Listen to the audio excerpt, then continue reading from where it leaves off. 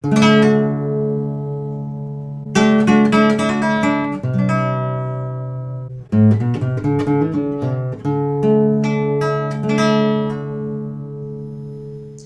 everyone, Dr. David Perlmutter here. Welcome again to the Empowering Neurologist. You know, a very important theme of our program is looking at the very important contributions that our lifestyle choices make in terms of our health destiny. And today we're going to continue along that theme, looking at a book called How to Make Disease Disappear by Dr. Rangan Chatterjee. Let me tell you a little bit about Dr. Chatterjee, our guest today. He is a medical doctor. He's double board certified, both family practice and also internal medicine, and he has an honorary board in immunology. He is the star of the BBC television program called Doctor in the House, which is now aired in over 70 countries. He uses functional medicine and lifestyle medicine as tools to help reverse some of our most debilitating chronic illnesses. His book was released in the United Kingdom earlier this year and became an instant Sunday Times bestseller, reached the #1 spot in England on Amazon, and it's already become one of the most successful health books released in the past 5 years. He has been prescribing lifestyle medicine. In fact, Prescribing Lifestyle Medicine is a course that he actually teaches at the Royal College of General Practitioners in London, where he is actually teaching doctors how to apply the principles that we are going to talk about today that are so well described in his book. He has a podcast called Feel Better, Live More, and it's certainly very popular in the UK. His new book is called, again, How to Make Disease Disappear.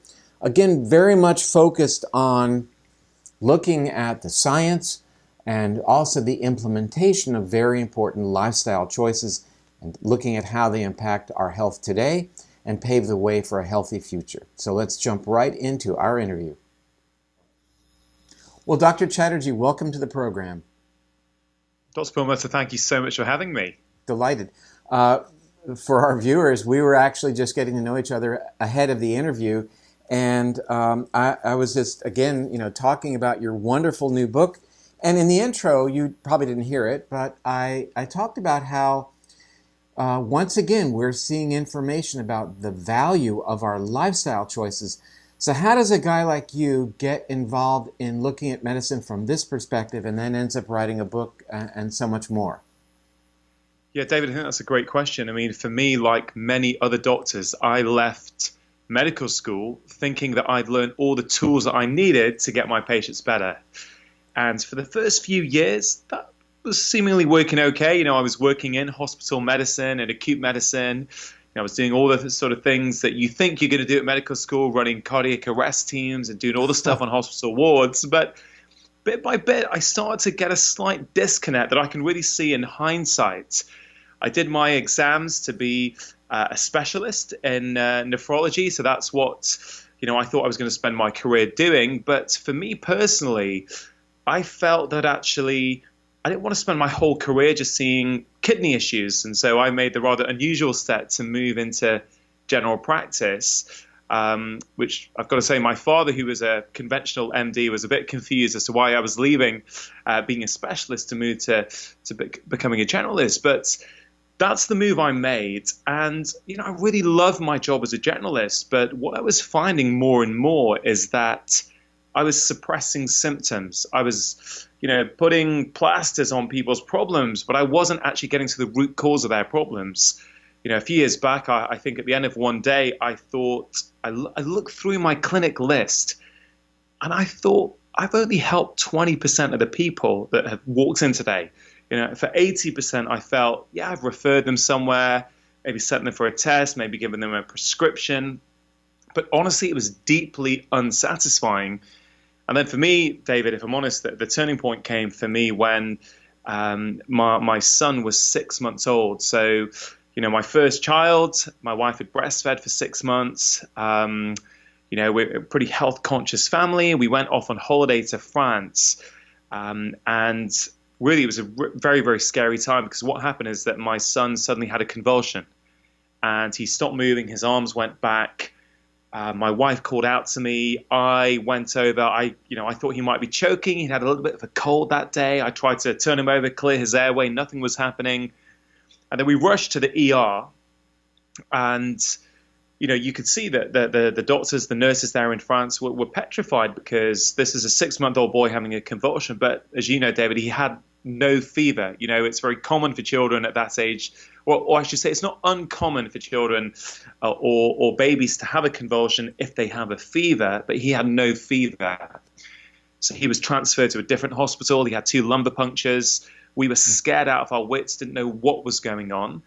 And then a few hours later, the doctors came back and said, Dr. Chatterjee, your son's got a very, very low level of calcium.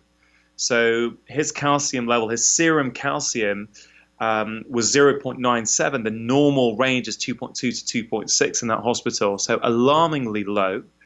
And then a few hours further to that, they came back and said, and we now know the reason why, he was extremely deficient in vitamin D.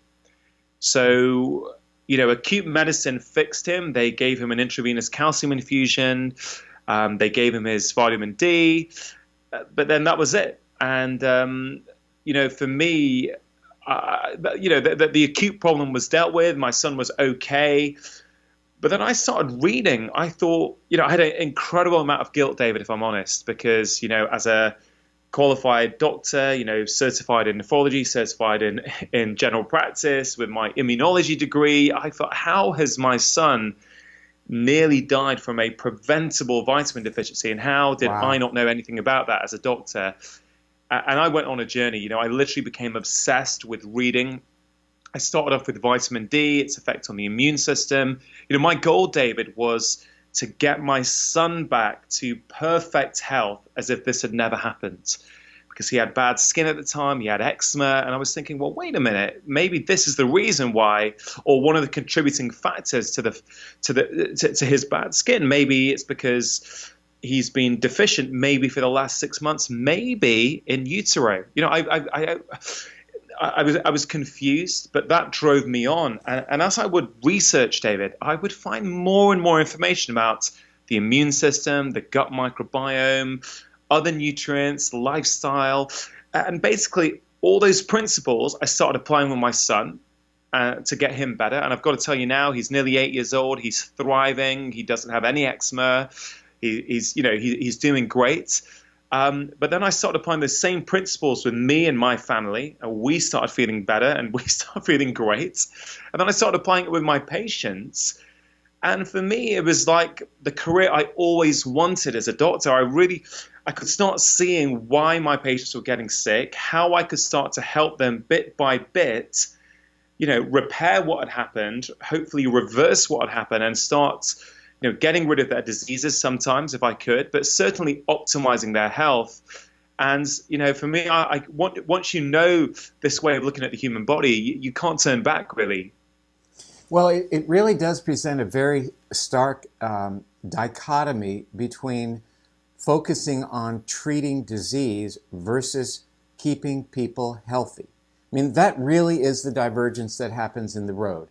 And, truly here in America, we talk about our health care plans and the health care bills in Congress, et cetera, that have nothing to do with health. They have only to do with acute treatment of illness and the treatment of chronic illness as well. And, your experience, I have to say that probably at least 90% of the guests on this program begin, because I always ask, how did you get, how's a good guy like you end up doing alternative medicine, something like that. And everybody has a personal event in their own lives or in the loved one that really suddenly opened their eyes, creates the epiphany that how they were perceiving healthcare was really very obscure and obscured by our education. It's great that you have the education that you have. Now you've leveraged that in a very, very powerful way. And David, I would say that I think our medical school training is still very good, but it's very good for acute disease. And the way I see it is that the health landscape of the United States, the health landscape of the UK has dramatically changed over the last 30, 40, 50 years. And the kind of medicine we're still taught in medical school, actually, I sort of think probably worked pretty well back then. We were going to our medical doctor with acute problems. They kind of responded pretty well to this one pill for every ill model that we had. But we're trying to apply those same principles to what we're seeing today. And for me, I've gone on record as saying it's like applying 20th century thinking to 21st century problems.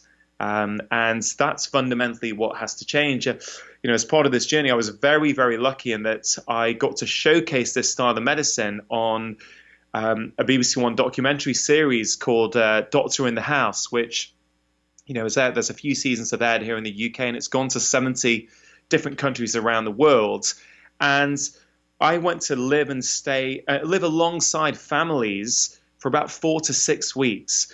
And, these are families with health problems who were already under their GP. Many of them were already under their specialist as well, yet they were still struggling with their health. And, I managed to showcase to 5 million people in the UK each week that, a condition like type 2 diabetes, for example, this was back in 2015, could be reversed. So, and I showed it in 30 days that reversal, or, the technical term now here is to put it in remission. We could talk about that later, but I managed to show that this is possible in just a few weeks sometimes. But throughout the whole series, I've had panic attacks, anxiety attacks, insomnia, fibromyalgia. I got a lady who had fibromyalgia pains for years, who was under 3 or 4 different doctors, pain-free in 6 weeks. The sort of thing that it was just incredible. I feel incredibly lucky that I could showcase to the general public of this country and to many countries around the world that no matter what your condition is, doesn't matter what it is, right? By applying some simple changes to 4 core areas of your lifestyle, I think that we can improve things. And if we're lucky, we might be able to reverse them. Well, it's not that you think that, it's reality. And the problem is that we are up against a huge medical industrial complex that controls the marketing and the media to let people believe otherwise, that basically, eat whatever you want. We've got a diabetes pill for you. We'll gastric band your stomach. We will treat your diabetic neuropathy with an anticonvulsant medication. You name it. And that is the path to which generally people are directed, that your choices don't mean anything. Let's live better through modern chemistry, which I submit, I've said before, is really focusing on the smoke and ignoring the fire. And, calling it fire is more than metaphorical, because it really is fire in the strict definition of the term inflammation, inflame, being the cornerstone of all of these chronic degenerative conditions, whether we're talking about Alzheimer's or coronary artery disease or diabetes or even cancer. And the best way to reduce inflammation are our lifestyle choices that you so wonderfully detail in your book. And I want to get to that: relax, eat, move, and sleep. How fundamentally these are so important in targeting that process, inflammation, the cornerstone of pretty much those most common dreaded diseases that plague the modern world. And I think, a moment ago you were just referring to how in the UK 30, 40 years ago, the emphasis was possibly a little bit different. And I think that what happened is it became more Americanized in terms of really the reliance upon put through in terms of patients, but also the coin of medical commerce being the prescription pad. So let's start off with the 4 pillars of your book. In fact, that was the original name, wasn't it? Yeah, certainly. The book has been sort of out in the UK for 3 months, and the name here is the 4-pillar plan. But the US publisher didn't think that sort of name's going to fly in the US, and really the US publisher has taken the name from my TED talk, which is entitled "How to Make Disease Disappear," which is this whole idea that much of these chronic conditions that we're now seeing have at their root this mismatch really between our genetic heritage and our modern lifestyles. Let me pick up on that for just a moment. 2 days ago, I gave a a 2-hour talk at a group called PaleoFX, which are, it's an international conference of people who are in this paleo idea that indeed there is this mismatch between our genome and our environment, our choices, and they're trying to create a lifestyle that emulates what our ancestors had in terms of targeting our genome. So how do the recommendations in your book kind of really play upon the notion of epigenetics and the importance of valuing our Paleolithic ancestors? Yeah, in a huge way, and that's a theme that I keep referring back to throughout the book. And let's take the relaxed pillar, which is the first pillar in the book, for example. And this is the whole stress piece. I feel that we're so busy in modern life. Many of us, we wake up, the first thing we do is grab our phones. We're looking at our emails, we're looking at our social media, and that stream of noise will often not finish for us for the entire day, and often it's still going on just before we go to bed. I've got many patients where that is literally what their daily life is like. And if we think about that and we apply an evolutionary lens, that would never have happened before. We used to have moments of stillness. We used to have moments of quiet. We weren't being stimulated continually from the minute we woke up to the minute we went to sleep. And this whole thing about stress, as you well know, David, our bodies have we've evolved this stress response, which is it's a very important stress response. Stress is not necessarily bad. Okay, stress turns us into the best version of ourselves. So if we look back in our hunter-gatherer days, what did we need that stress response for? A lion might be attacking us. So we therefore need a stress response. We need our cortisol levels to go up. We need our adrenaline levels to go up. And in that moment, we can run faster. Our brain thinks sharper. We switch off digestion. We pour sugar into our bloodstream to help us do all these things. That's great for half an hour or an hour, or until that threat has passed, and then everything returns back down to normal. The problem is those things which help us in the short term become problematic if they're not turned off. And in the ancient world, right, our stress came from an animal trying to attack us, or something trying to attack us. Now I feel that our lives are attacking us. So we've got emails, to-do lists, we've got multiple things to do at work, we've got elderly parents we might be caring for, two parents who are working, trying to juggle tight finances, trying to get the kids to school so that you can then rush off to work. And I've realized more and more that most of my patients, in fact, I'd say the vast majority of my patients, are in some ways chronically overstressed. And I've seen that, a whole variety of different conditions. And there's a case study in the book of a lady I had with Crohn's disease, a nasty inflammatory bowel disease that she wasn't getting better on her immunosuppressant drugs from her gastroenterologist. She came to see me. We worked a little bit on her diet, gave her some supplements, and, things were getting better. But then she plateaued. It stopped. She went away. I'd not seen her for a few months. She comes back into my clinic. And she goes, look, I'm really, really frustrated. The drugs aren't working. I'm still needing to use the bathroom about 20 times a day. And, I could hear her speaking, and she was like a typical patient that I often see, a middle-aged woman who, was a fantastic wife. She did everything for her husband. She was a great mother, but she had no time for herself. 7 days a week, she was doing things for other people.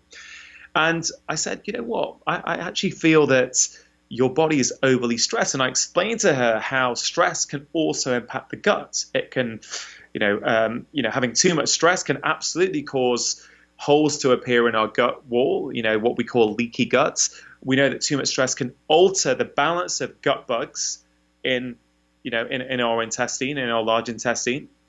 And I said, what? Let's try something different.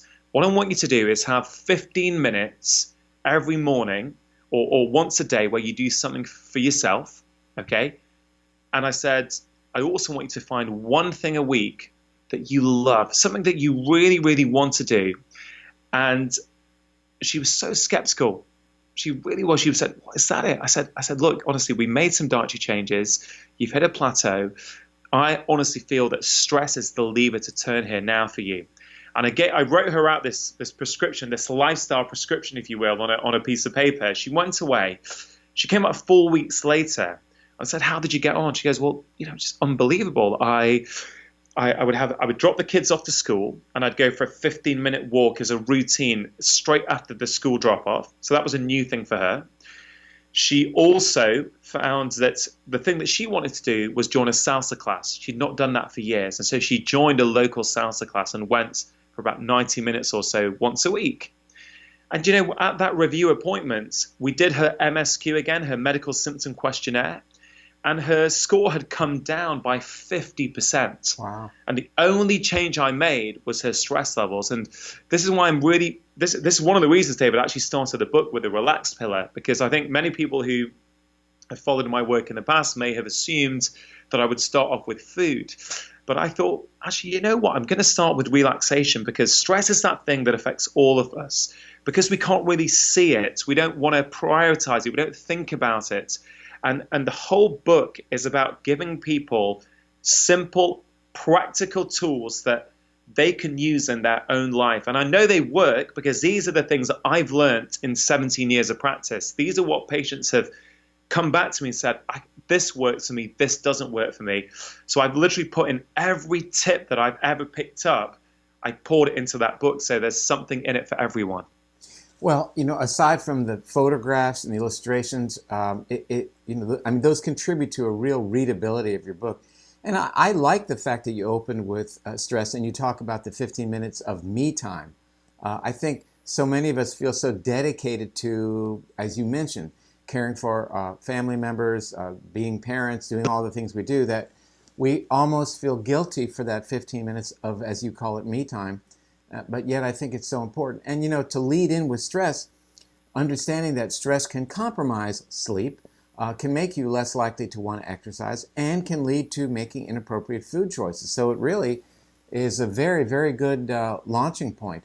I wanted to get back to the notion of this inflammatory bowel, and just to really, characterize that is, I think it's a bit of a myopic kind of a statement in recognizing, the myriad ways that is actually a systemic disease. Can you comment on some of the other things you see in conjunction with what we would routinely think of as just inflammation of the bowel?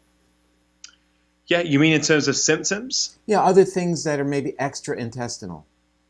Yeah, I mean, that's, we talk about something like inflammatory bowel disease as if it is a bowel problem. And yes, there is a huge amount of inflammation in our guts. But one of the themes that I always talk about in all of my work and throughout the book is that the body is interconnected.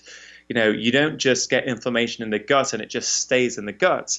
It affects all kinds of different organs around the body, because when there's inflammation in the gut, lots of immune messengers that we call cytokines get triggered off, and they take that message of inflammation and they send it to different organ systems. So I've got some patients with inflammatory bowel disease who've got mood issues, there's depression, there's anxiety, because we know very clearly now that there is something called the gut-brain axis, these multiple communication pathways between our gut and our brain. And I don't think we even know all of them yet. I think we're probably going to learn more and more as the next years develop. But one of them is the vagus nerve. We know that is one route that the gut can communicate with the brain, and the brain can communicate with the gut.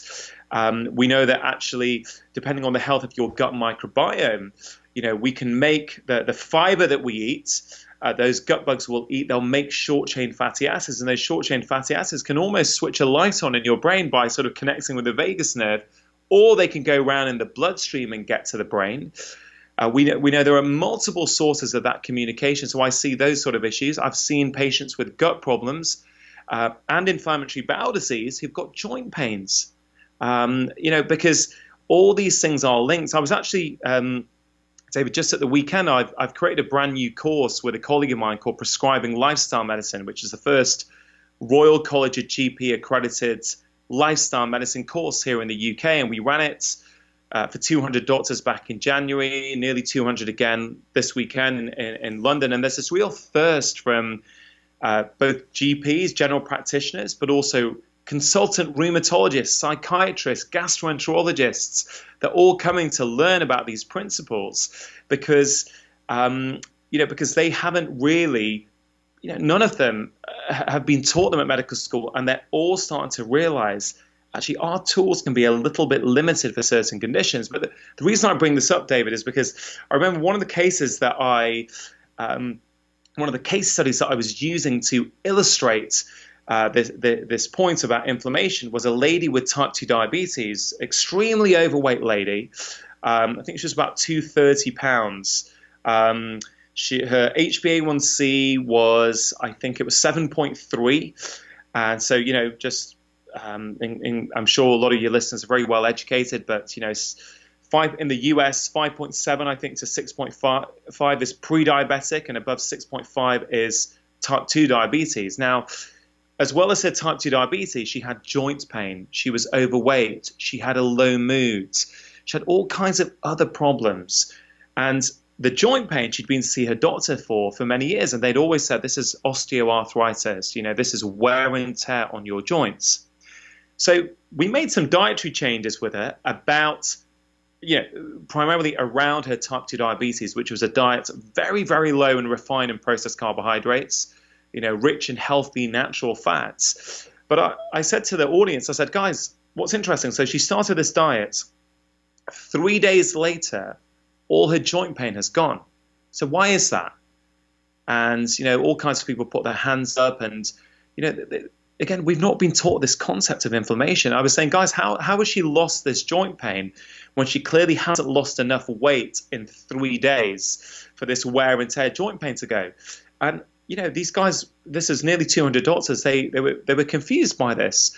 And I had to explain to them, guys, this is because what happened when she changed her diet, she went to an anti-inflammatory diet. And what was causing her joint pain was actually inflammation from her gut. And I see this, and I'm sure you do, David, as well, all the time. When you actually start to switch people's diets and, to switch them off from a diet that actually causes inflammation to a diet that helps to switch inflammation off, it's not just the blood sugar gets better. It's not just that the gut problems get better. Even things like your skin or your joints get better. And I know that lady who I presented, she's a patient of mine from 2015. She's not had any joint pain at all for 3 years now. And it all went 3 days after she changed her diet. And I found that absolutely incredible. Well, I mean, I'm sure the criticism from your colleagues is, oh, that's an N of 1, and, could there be placebo effect? And it truly is not. I mean, for our viewers, I would refer back to the interview recently with Dr. Sarah Hallberg, who instituted a ketogenic diet in individuals with type 2 diabetes. And just to recap, 96% of these individuals were able to discontinue or reduce their insulin, and 100% were able to stop their sulfonylurea class drugs. Average weight loss was 14% of body weight. And I mean, what you're saying is profound. Because the common approach is that you will see the endocrinologist who will tinker with your blood sugar medications. You'll see the psychiatrist who's going to put you on an antidepressant, the neurologist because of your cognitive slowness, the rheumatologist because of your obvious joint pain, and maybe a gastroenterologist or surgeon to get your stomach banded. And to me, it is very reminiscent of the story of the blind men feeling the elephant, that nobody comes to a consensus that this is an entire animal, and they each are referring only to their specific parts. And gee, this notion of the body acting as an integrated whole has been how healthcare has been practiced since the dawn of time, for humans at least. And now we want to just segregate and really, again, I hate to use the word myopic, but I'm going to use it because it is very narrow-visioned in terms of how the body's looked at. It is myopic because what's remarkable for me, David, is once you've opened your eyes up to this way of viewing the human body, you can't go back. That's right. Once you get it, you sort of look back and go, why did it take me this long to understand that? It's quite intuitive. And this is what all these other, medicine has been around in various forms for thousands of years. And as you say, they've always looked at it in a rounded fashion. It's just us in the, maybe the last 100 years in modern allopathic medicine that we started to get so reductionist. And I get where that has come from. But I think, we made some great strides in the 20th century by taking that reductionist view. But I think we've got to recognize now that really has had its limitations. And, it doesn't matter what the condition. You mentioned an endocrinologist. You remind me of another case study in the book of a lady with menopausal symptoms. Right, this is a lady who was scoring 15 out of 17 on the British Menopausal Society symptom questionnaire. That's a very, a high, severe score of symptoms. And her doctor had recommended that she go on hormone replacement therapy. And she didn't want to do that for a variety of reasons. She didn't want to go down that road. And literally by applying this 4-pillar approach with her diet initially, but primarily with the relaxation pillar, with things like 15 minutes of me time a day, 5 minutes of meditation. I'm not talking about 20, 30 minutes, just 5 minutes of meditation a day, and some magnesium, right? She went down in 6 weeks from scoring 15 out of 17 to 2 out of 17. And her life was tolerable. And she could easily have been put on hormone replacement therapy and gone down that route. And again, I'm not necessarily criticizing her had she done that, but she didn't want to. So as a doctor, I need to hear her, what she would like to do. And it's just amazing that, when we talk about diet and we talk about lifestyle, David, I don't know what it's like in the US, but here everyone talks about, type 2 diabetes and obesity. But actually, lifestyle affects everything. Menopausal symptoms, it can affect your joint pain depending on the cause. What about mental health problems? Our diet and our lifestyle has a profound impact on our mental health. And we've got some great studies now which are really supporting that actually diet and sleep absolutely prioritized with our mental health patients, including that SMILES trial. Did you see that from February 2017 in Australia? That randomized controlled trial showing that patients with moderate to severe depression, the group who went on a modified Mediterranean diet versus the group who went on a social support structure for 12 weeks, had a statistically significant improvement in remission. I mean, it's absolutely incredible. And the evidence is overwhelming. And it's incredibly frustrating for me that as a profession, we're not faster to embrace all this new research. Well, that study was actually founded on previous research, supportive research, that demonstrated much higher levels of LPS, I'll explain in a moment, in major depressive disorder in comparison to those who do not. And what is LPS? Well, LPS is, when it's found in the blood, is a marker of two things. It's a marker of gut permeability, and it's a marker of inflammation because it stimulates inflammation. So what we're saying then is that depression is really rooted in this process, again, of inflammation, and that this relationship to the gut, as demonstrated by the higher level of LPS, which indicates gut leakiness, like you mentioned earlier, is in fact very real. And what mechanistically goes on when you go on a Mediterranean diet or other good diet that can help heal the gut lining is the LPS level goes down, inflammation goes down, and it's good for the brain. So we see elevated LPS in autism, in Alzheimer's, in amyotrophic lateral sclerosis, and as I mentioned, in major depressive disorder. And it can come from nowhere else. It comes from the gut exclusively. So it really causes us to recognize, in this case, a connection then between the brain and the gut that's very, very real. But it's also type 2 diabetes as well. They're not up on. And I think our mission is to say, look, our most well-respected literature is publishing this stuff, and why is it invisible to you? You should look at it. I mean, that's what your mission is. Yeah, absolutely. And even something like type 2 diabetes, there's some really good mechanistic work has been shown that LPS might be one of the root triggers in the development of insulin resistance, which then leads to type 2 diabetes. So LPS is almost like the window to a whole variety of different diseases. And that's why in this sort of model of healthcare, we always talk about looking at the gut first. All right, let me just tell our viewers, LPS is something in the gut. It actually is the covering over certain bacteria called gram-negative bacteria that live in the gut. So we shouldn't really find it in the bloodstream. When we find it in the bloodstream, it got there somehow, and it means the gut is leaky. LPS is a powerful initiator of inflammation. So going back to what we just heard, this relationship then to other things like depression, cognitive issues, etc., points back to the gut, and i.e. the body as a holistic whole. You talk about then early on disconnecting from all of these really powerful events that sort of rob us of our connection to who we are and our families, etc., the phone, the computers, the busy lives that we have. So disconnecting is very important, having that 15 minutes of me time. But you also, in the book, talk about the importance of connective pursuits, being connected to people in our communities, being connected to family, being connected to other things. So what are some of the things that we should try to reconnect to? Yeah, well, one of the chapters, David, in my book is called Reclaim Your Dining Table. And Chapter 5.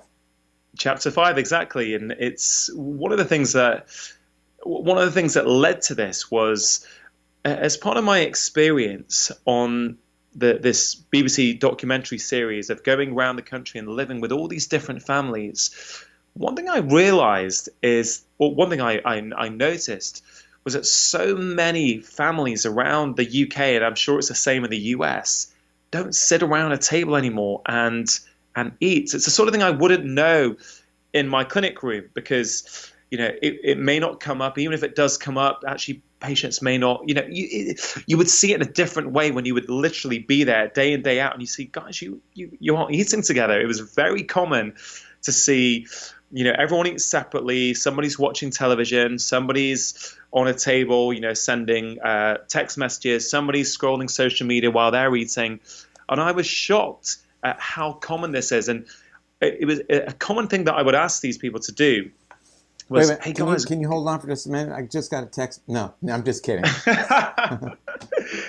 But I would encourage them to say, hey, can you for one meal a day sit around a table in company if possible? I appreciate not everyone lives with other people, but for those people, I sort of suggest, can you do it with your work colleagues at lunchtime? Just one meal a day in company without devices. And I can tell you the difference it made with all these families was absolutely profound. They not only would they eat less, because actually they're eating in a bit more, they're eating in a bit more of a mindful fashion, but they also started to say, you know what, I started talking to my wife more, and I learned more about her day, and I found parents and their children would start to connect a little bit more, and so there's quite a lot of research now on the importance of eating sat down, in company if possible, and I think this is incredibly valuable intervention for people to make. And I know all this stuff sounds a bit like this is quite soft medicine. What's this MD doing talking to me about sitting around a dining table? I can tell you, I've seen firsthand, this makes a difference. This makes it so important. It's something that, because we've lost that connection in modern life, it's a simple way that we can get it back. And 30, 40 years ago, every single household in the United Kingdom had a dining table, right? That was the norm. But now these things have been, moved out, walls have been knocked down to make room for big televisions, and, something that was a core part of human existence, eating in company, that has just gone from society. And I think it's not, it has multiple consequences for our health. The other thing I talk about in terms of this whole idea of connection is the importance of gratitude. And I think that's chapter 3, and about how you can keep a gratitude journal each day. And I walk through the science on that. But the game I play at home with my family every day that I'm home for dinner is a game I actually learned from the strength coach Charles Poliquin. And it goes like this. So we sit around a table, we're having a meal, okay? But then what we have to do is we each have to go around and say, okay, what did I do today to make somebody else happy? What did somebody else do today to make me happy? And what have I learned today? And I could tell you, David, my initial idea was that this is going to be really, really good for my children. They're going to get a lot of benefit out of this. But I pretty soon learned that actually mummy and daddy also get a huge amount of benefit from that as well, because we start to have that conversation. We learn something about our children, about my wife, something that I may not have picked up. And it's just a much warmer experience. We finish dinner time feeling really quite relaxed and connected. And as we highlighted at the start, David, yes, I'm passionate about nutrition. Yes, I'm passionate about the importance of movement. But let's not underestimate how important relaxation is, and how we can sort of buffer all the stresses in the modern world. And, one thing that people have fed back to me in the UK since this book has been out is that actually the recommendations I make feel very achievable for people. I've really tried to set the bar low for people so that they actually feel inspired as they're reading the book to go, hey, you know what? I think I can do that. I'm going to try and do that tonight with my family.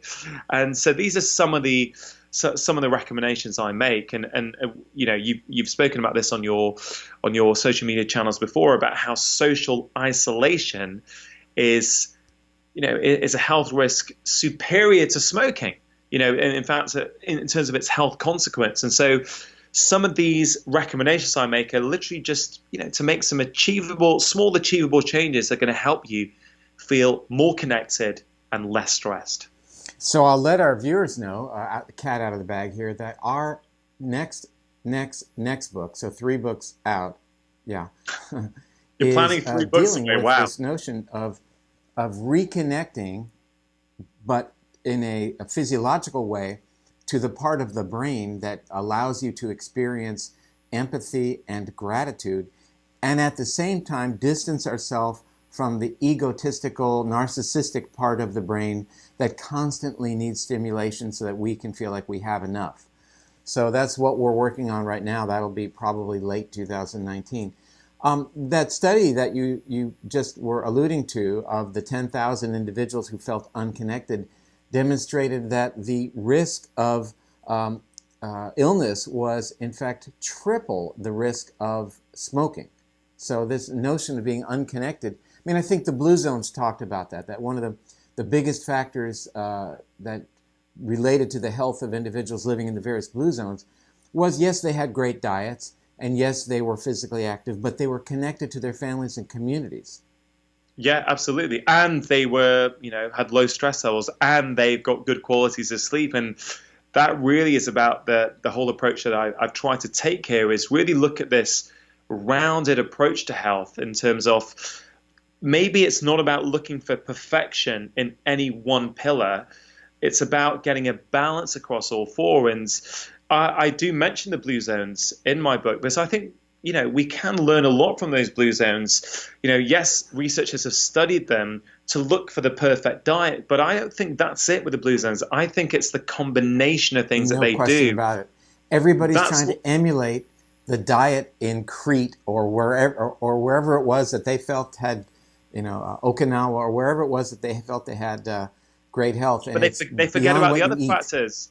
Yeah, here in the West, we are, we're chronically underslept, we're overstressed, we don't move enough, we're eating a lot of sugary processed junk foods, and we're disconnected. Okay, and then we try and compare. Oh, those Blue Zones are eating this way, yet we're not tackling the stress levels, we're not tackling the lack of sleep, and we're trying to make those sort of generalizations. And actually, I sort of speculate in the book that could it be, because we talk about, people are talking about carbs a lot these days. And we look at those Okinawan communities where they're having, an 80% high carbohydrate diet, and sort of kind of trying to figure out, well, how can that be that they can have such a high carb diet, certainly from the research I've read, yet not get type 2 diabetes, not have insulin resistance, not have Alzheimer's. And I sort of hypothesize that could it be in the context of, the carbs that they're having are local, they're what I call cellular carbs. They're very nourishing to the gut microbiome. They're not the acellular sort of grain type carbs that we know can spike blood sugar and some of them can have a detrimental impact on our gut microbiome and our health. But I think it's something more than that. I think it's also the fact that actually they're drilled in on all the other pillars as well. So I often speculate that could it be, why does the low carb diet, or what is called a low carb diet, the low in refined and processed carbohydrates, why does that have such a powerful excuse me, sorry, on so many patients in the Western world? And I think it's because in the context of our environment, which is a lack of sleep, too much stress, not moving enough, in that context, it seems to have quite a powerful and No unique question. role. So again, you can't look at that in isolation. I'm often asked that question, oh, they eat a lot of rice and how come they don't have these problems? Well, the reality is they are getting these problems now. If you look at what's happening currently versus looking back 20 years, which is where many of these statistics are derived. Getting back to the sugar part, you talk about denormalizing sugar, which was a great terminology. So what do you mean by that? Yeah, sugar's become like the big villain around the world, right? And I don't disagree with some of that, but I was thinking about this. As humans, we've always craved, sugar or honey or sweet things, right? So I was thinking, well, what is it? What is it? What is going on that has made sugar the problem? Or one of the problems. And I think it's the fact that it's become so normal. So that's why the chapter's called Denormalize Sugar, right? It's about saying, look, if you want a sugary treat now and again, right? Like they often do in the blue zones, right? For example, I'm not necessarily saying you shouldn't do that if that's what you want to do. But don't kid yourself that you're not having sugar every day with your breakfast cereal, with your sandwich for lunch, with your ready-made pasta for dinner. Don't kid yourself that actually you're not having sugar. And so the whole idea of denormalizing sugar is to help teach people to start looking at food ingredients, try and find out where sugar is lurking. And I don't mind. Look, if you in the 21st century want to avoid sugar for the rest of your life, you can have a hard time, right? Because it's everywhere. And you are going to be tempted, everywhere you go. Once you step outside your front door, you're going to be tempted by it. Okay, I said, well, why many not? people think it's okay to eat stevia, for example. What are your thoughts on stevia? Yeah, I'm not convinced, if I'm honest with you. I don't. It's not something I've really covered in the book. I don't I don't positively recommend it. I'm sort of concerned with a lot of with stevia, with various sweeteners. I'm concerned that there may be a negative impact on our gut microbiomes. Okay. And so I've not really covered that in a great amount of detail in the book, but I don't particularly advise that with my patients, if I'm honest. You do mention agave. I do answer agave. Yeah, I'm not. The point is that I'm not. People crave sweet things, right? So if they're used to having sugar day in, day out, okay, they think that, I need sugar, but often it's that they've just trained their taste buds to need sugar. So, when I first started drinking tea, okay, I used to take 2 spoons of sugar in it, right? This is years ago. And then when I gave it up, the first time I had it, it was disgusting, right? I couldn't stand it. But then 3 weeks later, I was at work, and I think I picked up the wrong one. And it was somebody else's that had sugar in it. I nearly spat it out. I couldn't stand it. And that's how quickly our taste buds can adapt. So I try to take a bit of quite a moderate approach in the book to sort of say, hey, guys, look, I get it if you want a bit of sugar and you find it too hard to completely cut it out. So get it out of your house. Get it out of your cupboards. And that's a theme that I talk about throughout my approach and throughout this book is control the environment that you can control. Right? If you bring in those sugary treats to your house and you think you're not going to have them, you are kidding yourself because you can willpower it for a week, maybe for 2 weeks, but you will come back one day, you'll be stressed out, you'll be tired, and you will crack. And I remember, just it was literally a few weeks ago, I came back from work, I was tired, I was stressed, I'd not slept well the night before, I was watching I can't remember what I think I was watching something with my wife, and I thought, yeah, I really fancy something sweet, really, really want something. And I started looking in the cupboards and there was nothing there. There was nuts there was health foods. And you know what? I call this an itchy mouth. So much of the time we actually think we're hungry or we're craving that something sweet. But if you ain't got it there, the feeling passes and it goes away. And so a big theme for me is control the environment that you can control, because once you walk out your front door, it is very, very hard for many people to make those healthy choices. We're going to close soon, but I want to talk about, everybody has kind of their unique area of body that they like to exercise because they get a lot of bang for the buck in terms of how good it is for them. We recently interviewed Dr. Frank Littman, and he was talking all about squats, and you talk quite a bit about glutes, the importance of strengthening your glutes. I think you had some back issues. Yeah. And you found that strengthening your glutes was very helpful for that. So why the emphasis on the glutes?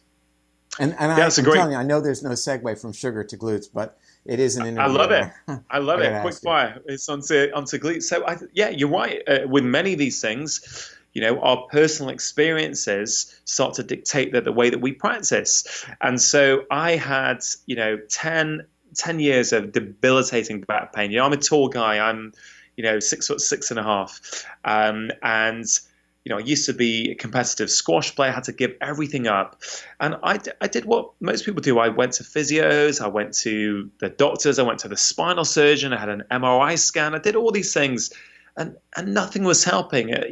I'd sometimes get a bit of short-term relief, but then the problem would come back. And then I found somebody called Gary Ward who, really thinks about the musculoskeletal system in the same way that you or I would think about the human body. He's always looking for what's the root cause of this problem. Is the back problem really a back problem, or is it's the back taking the strain because other parts of the body aren't functioning properly? And for me, it came down to my glutes. My right foot wasn't working properly, and that had an impact up the chain to my right glute. And as soon as I started to teach my glutes how to fire properly, my back pain just vanished. And I've seen the same thing with some of my patients. Not everyone, there's many different causes of backache. Have you been able to get back to squash? Yeah, I'm back playing squash, I'm back skiing moguls, I'm back to everything now. And I will even move furniture around my house. And my friends can't believe that, because back in my 20s, I would nowhere near go any of that. But I know that the root cause of my problem has been addressed. So I actually have no fear now that my back is going to go. But we started off the conversation. You were chatting about when you were at Paleo FX and this whole mismatch of our genetic evolutionary advantage in the world. What's the issue now? Because of the way we live our lives now, we're sat down a lot. We're slumped over on phones and computers and laptops. Okay, our brains are very smart. Our brains no longer need to switch our glute muscles on for much of our day. So it bypasses that. The problem is when you bypass it, it also means that when people try and get up and go and do glute exercises in the gym, for example, often they're not firing their glutes even though they're trying to. And so I created with Gary these 4 key exercises that I do every day myself. They take about 3 minutes. I do them every morning as my coffee is brewing for 4 minutes. I just knock out those 4 exercises that I've detailed in the book. And there's a free video there on my website, so people can watch it even without getting the book if they want to. But they're incredibly beneficial for people. And they help you. You can't actually do those exercises without switching your glutes on. They're designed in such a way that your glute has to fire whilst you're doing it.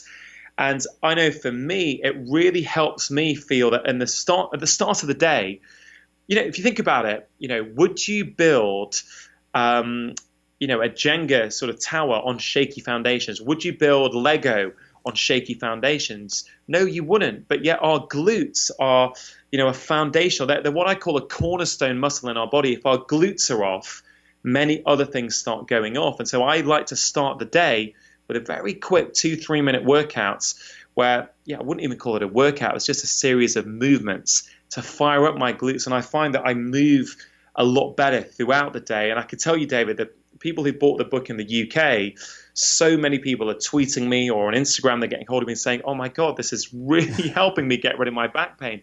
And, as you've written multiple books, David, I'm a huge fan of your books. This is the first book for me, and it's just an incredible feeling as an author to get feedback from people that something that you've written, they are finding so incredibly useful for a whole variety of different problems. And, I feel very, very lucky. Yeah, it's it's a feeling of gratitude that you would get these emails, or people are posting on social media that they learned something from your book and it was life-changing for them. In this case, whether it's a diet change or strengthening and mobilizing their glutes. I would say for me, the back pain was coming from the piriformis muscle. And Sure. I just went on YouTube and looked at piriformis, which is spelled P-Y, isn't it? Yeah. Piriformis muscle, and stretched out my piriformis, and my back pain for years that I had that kept me from playing racquetball went away. And it was, sometimes it's just the dynamics of your movement, especially for me as a runner, that contributes to these subtle Absolutely. imbalances, like you say, that, Yeah. it's like That's building just one, Jenga. it's one suggestion, that I make. And, one point before we close out, I just would just sort of like to clarify. I think what's, what the approach I've taken in my book, How to Make Disease Disappear, is that there's 4 key areas of health that we have control over that have the most impact on the way that we feel. And in each pillar, I've given people there's 5 chapters, and each chapter is a recommendation, not a prescription. I'm not telling people what to do. I'm making suggestions for them. And I'm not expecting people to do all 20. I say very openly, most of my patients need to do about 3 in each pillar, roughly, which is a total score of 12. And I'm trying to give people options. So if there's a chapter in there, right, a recommendation that people don't like, you know what? Don't do it. I'm good with that. Choose a chapter that you do like, that actually you feel motivated and inspired to think, yeah, I can fit that in the context of my own life. And I think that's the approach I'm taking more and more now in my clinic with my patients. That's the approach I've taken in the book, and I'm finding that a lot of people are really resonating with it, because it's taking the pressure off. They don't have to be perfect in any one pillar. They just need to choose a couple, 2 or 3 in each one that they can build into their life. Yeah, and that's very encouraging for people to want to do more. And, even in terms of exercise, I wouldn't insist that an individual immediately go out and walk a mile. Or if they couldn't do that, well, a half a mile, you can't do that. Look, go out your front door, walk to the mailbox, and come back. That's where we'll start. But I think that making progress and feeling encouraged by implementing any of your suggestions will amplify the desire to really flesh out the program. Yeah, absolutely. And one of my favorites on that is I've got something called a 5-minute kitchen workout, which is a strength workout. And that literally came about from my patients, who I would talk to them about sarcopenia and strength and how important it is. And I'd say, we need to really work on resistance training. And they'd come back 4 weeks later. I said, how's it going? Did you manage to get to the gym? Doc, work's too busy. I can't afford the gym. It's not on my way back from work. And I thought, okay, you know what? As a doctor, I need to come up with better advice. I need to come up with advice that actually they feel is relevant and applicable in their lifestyle.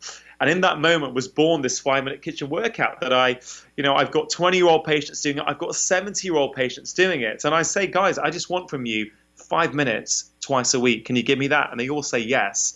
And what happens is, because they start doing it and they feel good, suddenly those 5 minutes twice a week becomes 10 minutes 6 times a week very, very quickly. So from doing 0 strength training, within weeks they're already up to an hour strength training.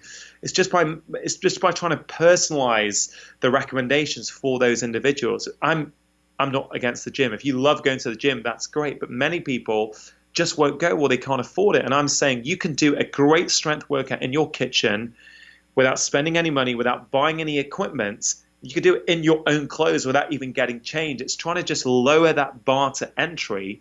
And one thing I'm really proud of, David, is that pretty much every single recommendation in this book is free, right? The only one you can have an argument with me on, or a discussion, is it easy to eat an unprocessed diet in the 21st century, or is it more expensive to? And I would argue that actually it can be done on a budget. But certainly the other 19 recommendations, they're all free of charge. So that means they're accessible and available to a CEO of a top company, but just as applicable to a single mother who's on benefits. They can all apply these principles. And that was one of my guiding thoughts throughout this book, was how can I make health accessible for every single person who reads this book? And certainly I hope I've gone some way in achieving that. I think you have. And I think that all of our viewers will have appreciated your passion and your compassion. I think that it comes from, at its core, a sense of gratitude and doing your best to give back. And, the word doctor means teacher. So as the teacher you are now, writing books and doing television, you're really getting a very, very important message out to, people that you'll never have contact with. And yet, rest assured, you're making a big change. So I commend you for that. Thank you, David. Great. Well, I'm hoping we meet someday. I'm sure we will. And thanks for being on the program today. David, thank you very much for having me, and it's been a huge pleasure. Thanks. Okay, bye for now. What an interesting interview. Again, just really emphasizing the importance of our day-to-day choices, getting us away from the notion of live your life come what may, eat whatever you want, maybe you exercise, maybe you don't, and hopefully there's going to be some magic pill around the corner to help you with whatever medical problem you develop. We know that is not an appropriate course of action for you if you're trying to stay healthy. Again, what a terrific book, How to Make Disease Disappear, and I would add to that how to prevent those diseases in the first place by implementing Dr. Chatterjee's recommendations. Really glad you could join with us today on The Empowering Neurologist. I'm Dr. David Perlmutter. We will see you soon. Bye for now.